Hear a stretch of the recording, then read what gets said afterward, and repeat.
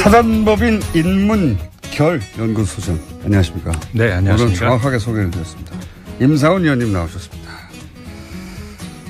인문결은 뭐 하는 데입니까? 연구소 이름이죠. 네, 인문결 그러실 필요 없습니다. 말이 꼬이네 아침부터. 거의 9개월 만에 처음 여쭤보는 건데 뭐 하는 데입니까 여기가?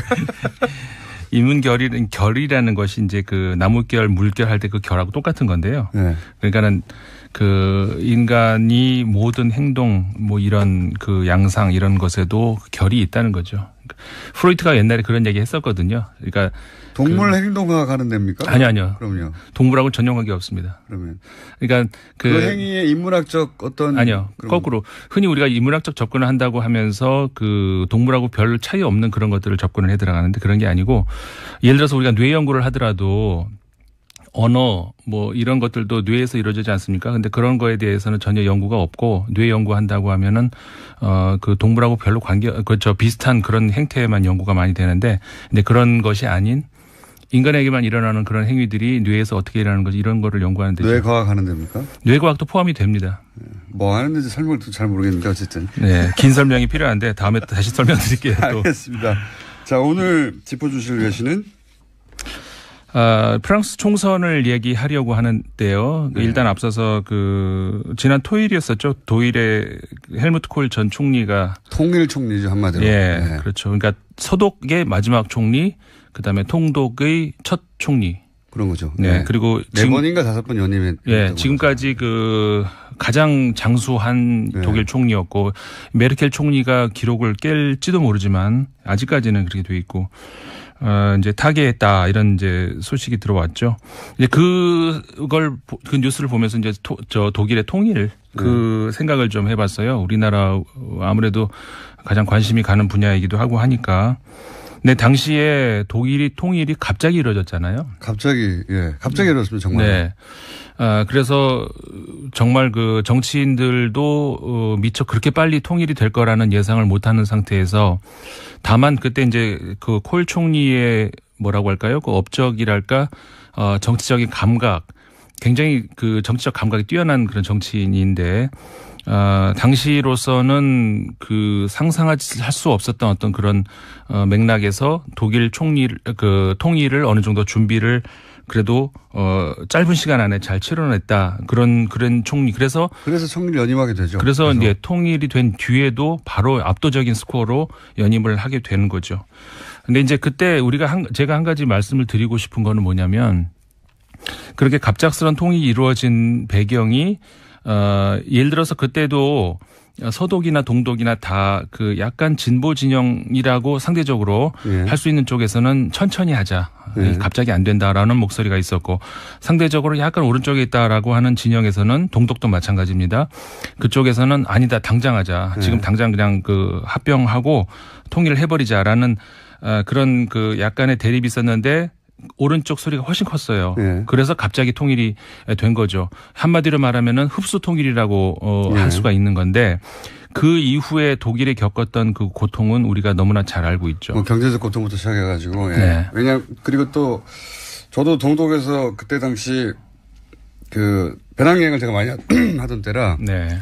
통일된 이후에 특히 동독 출신들이 저임금 노동 그런 일밖에 구할 수가 없었고, 네. 그리고 사회적으로도 이제, 하층민 취급을 받았고, 사실은 네.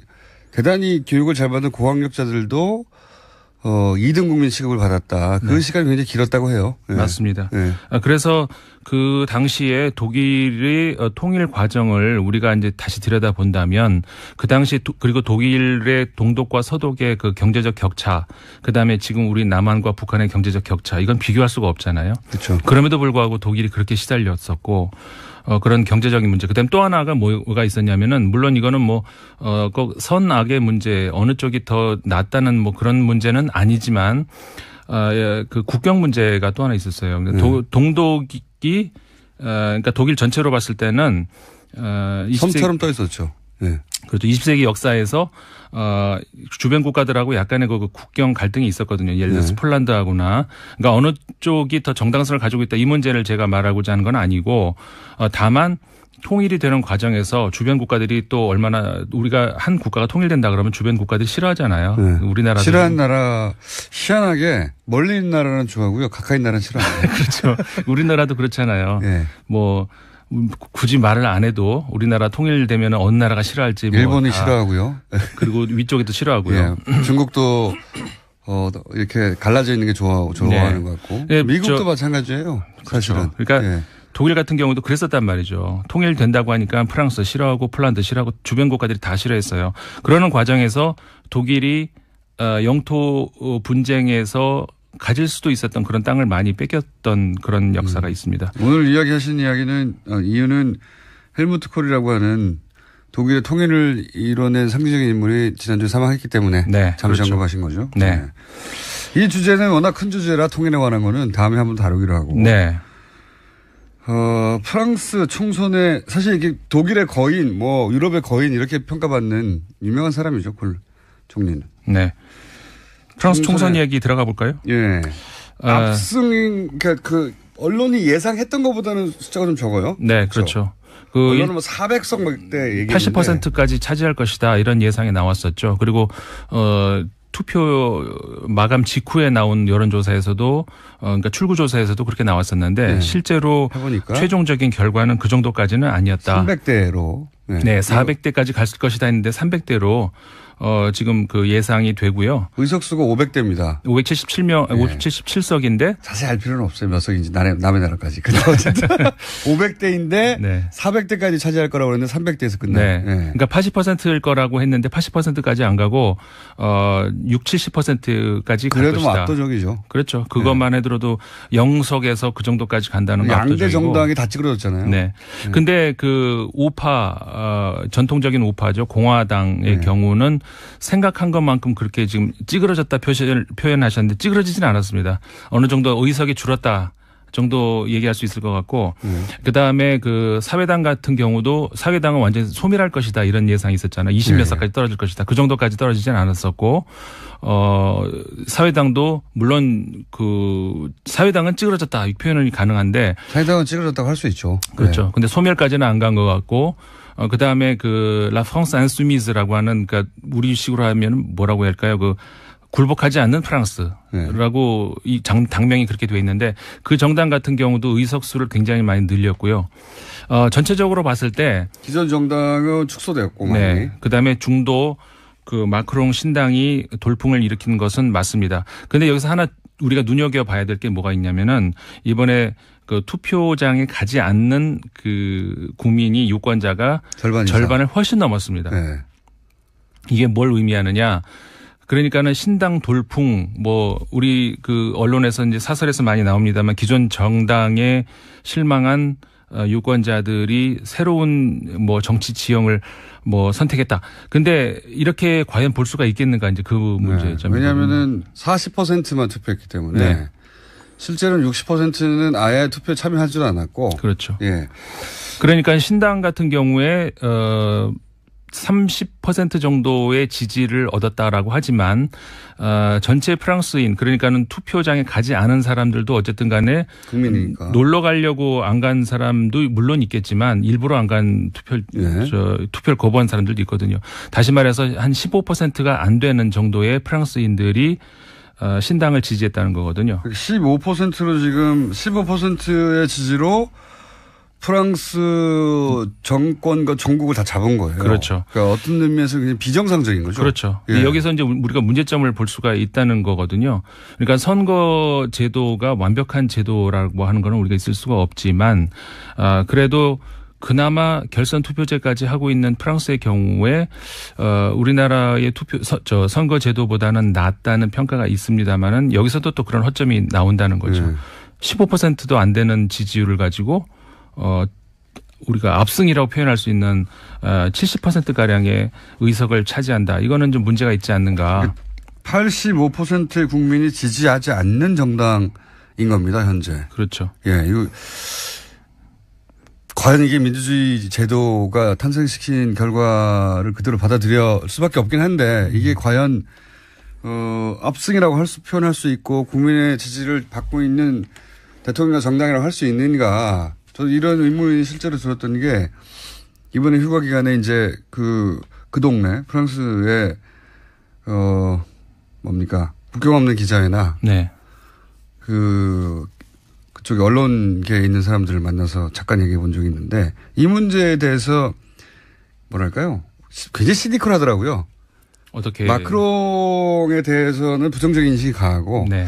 기본적으로 사회당 출신이잖아요. 사회당 네. 출신이지만 우파하고 하나도 다르지 않다. 그렇죠. 예. 사회당 중도가 아니라 예. 이긴 맞습니다만은 잠깐 동안에 그 장관을 한 거죠. 홀랑드 대통령이 잠깐 발탁을 해서 장관을 시켰던 것이지 사회당 출신이라고 보기는 어려운 게 사실이고.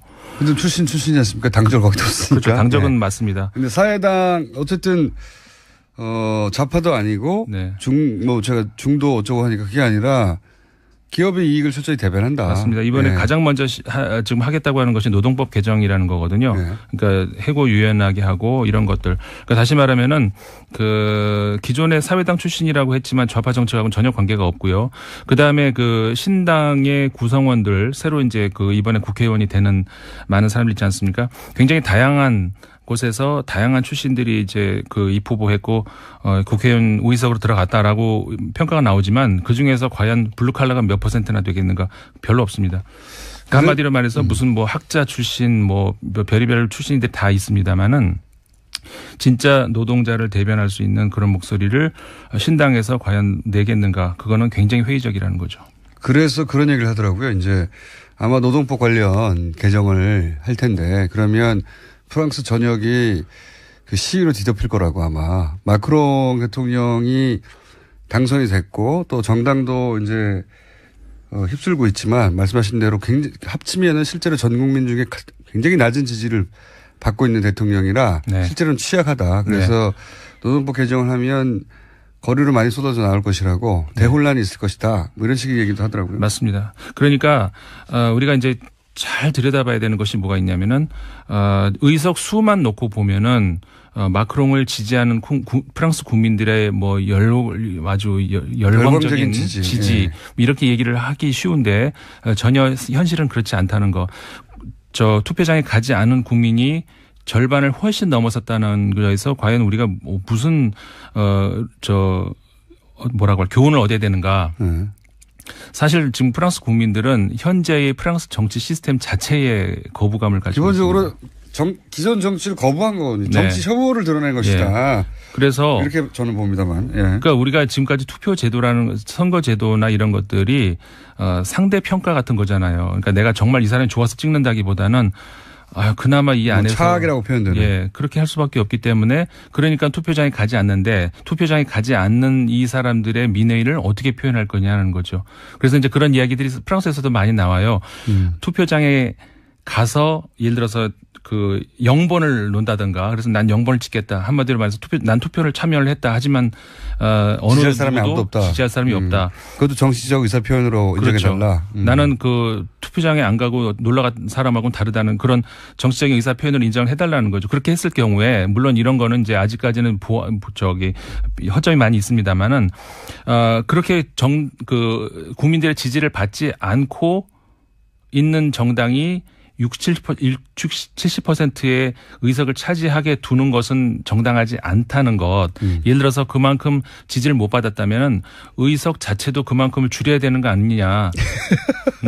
예를 들어서 577석을 국민들 지지도 하지도 않는데 그걸 그대로 해야 되겠는가. 이런 이야기들도 나오고 있다는 거죠. 그 정도로 이제 정치 혐오나 정치에 대해서 이제 시니컬하게 바라보는 시각이 분명하더라고요. 이게 프랑스가 정치의 나라잖아요. 정치와 관련한 논쟁이 굉장하고 TV 주요 프로그램이 토론 프로그램이에요. 우리나라처럼 드라마가 아니라 그런 거 보는 거 좋아하고 말하기 좋아하고. 그런데 이번에는 투표를 안 했던 사람이 너무 많고. 그리고 마크롱에 대해서 비슷한 말씀. 그러니까 85%가 지지하지 않는 대통령과 정당이 지금은 여당이 된 것이고 그 법이 부여한 막강한 권한을 가지게 된 거잖아요. 그렇죠. 예. 이 경우 어떻게 해야 되느냐에 대해서 답이 없으니까 실제로는 답이 없잖아요. 현행 법상으로는. 그렇죠. 현재의 정치 제도를 가지고는 답이 전혀 없는 거죠. 예를 들어서 이런 거 있잖아요. 아까 말씀드린 연장선에서인데, 의원 내각제를 채택하고 있는 나라의 경우에, 절대 다수의 지지를 받아서 바로 그 총리가 선출된다든가 이렇게 되지 않는다면은, 소수파 같은 경우에는, 연합을 한다든가 어떤 방법을 해서든 간에 과반수 이상을 만들든지. 연정을 하죠, 연정. 그게 안 되면은 총리 인선에 있어서 굉장히 시간이 걸리잖아요. 그게 이제 영국의 케이스인데. 그렇죠. 지금. 영국을 포함해서 여러 나라. 그런데 만약 그것도 여의치 않으면 선거를 결국 다시 해야 되는 거고. 그러니까 그런 제도까지도 있는데. 의원 내각제는 그래서 선거를 자주 하죠. 네. 근데 그런 제도까지도 있는데 지금 이 대통령제 하에서는 그러니까 그런 대통령제 하에서의 총선의 경우에는 지금 프랑스의 경우처럼 아까 말씀드린 것처럼 별로 국민적 지지도 없는 정당이 의석의 절대 다수를 차지하고 있다는 거. 아까 말씀드린 것처럼 이럴 경우에는 의석 자체를 그만큼 주지를 말아야 된다는 거. 그래서 다시 다른 프로그램으로 다시 뭐 국민들한테 호소를 한다던가. 그래도 안 되면은 선거를 다시 해야 된다던가. 그런 보완이 있어야 되지 않겠는가. 예를 들어서 여당이 선출됐는데 전 국민의 50%에 미치지 못하는 지지율이라면 다시 선거를 한다든가. 예. 비용은 많이 들겠네요. 지금 이미 그 결선 투표 하는데도 비용이 많이 들잖아요. 그거 외에도 이제 다른 선호 투표제라든가 다른 나라에서 실시하는 아까 핀란드 우리 청취자분 얘기 나왔습니다. 핀란드 같은 경우도 선호 투표제라고 하는 것은 그러니까 우리나라에 좀 낯설 수 있는데 이런 건 굳이 예를 들자면 이런 거죠. 그러니까 우리는 리스트가 있으면 그중에서 한 명한테만 딱 찍잖아요. 근데 한 명이 아니라 여러 명한테 찍을 수 있다는 거죠. 그 여러 명한테 찍을 수 있는 것도 다양한 방법이 있는데 여러 명에게 찍을 수 있다. 예. 여기까지만 해야 됩니다. 다른 나라 선거제도 한번 뒤져봐야 되겠네요. 그렇죠. 지금까지 인문결 연구소 임상훈 소장이었습니다. 프랑스 총선을 얘기하려고 하는데요. 일단 앞서서 지난 토요일이었었죠. 독일의 헬무트 콜 전 총리가 통일 총리죠, 한마디로. 예, 그렇죠. 그러니까 서독의 마지막 총리, 그다음에 통독의 첫 총리.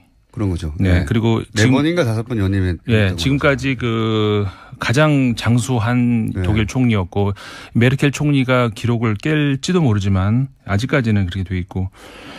이제 타계했다 이런 이제 소식이 들어왔죠. 이제 그 뉴스를 보면서 이제 독일의 통일 생각을 좀 해봤어요. 우리나라 아무래도 가장 관심이 가는 분야이기도 하고 하니까. 근데 당시에 독일이 통일이 갑자기 이루어졌잖아요. 갑자기 이루어졌습니다, 정말. 네.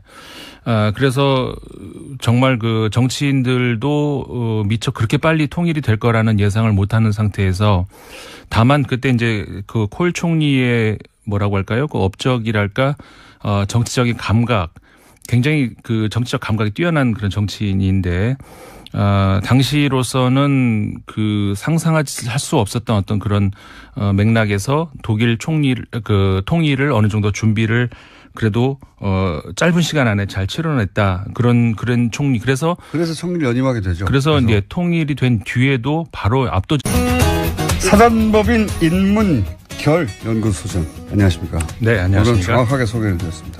임상훈 의원님 나오셨습니다. 인문결은 뭐 하는 데입니까? 연구소 이름이죠. 네, 인문결 그러실 필요 없습니다. 말이 꼬이네 아침부터. 거의 9개월 만에 처음 여쭤보는 건데 뭐 하는 데입니까 여기가? 결이라는 것이 이제 나무결, 물결 할 때 결하고 똑같은 건데요. 네. 그러니까는 인간이 모든 행동 이런 양상 이런 것에도 결이 있다는 거죠. 프로이트가 옛날에 그런 얘기 했었거든요. 그러니까 동물 행동학 하는 데입니까? 아니요. 그럼요. 동물하고 전용한 게 없습니다.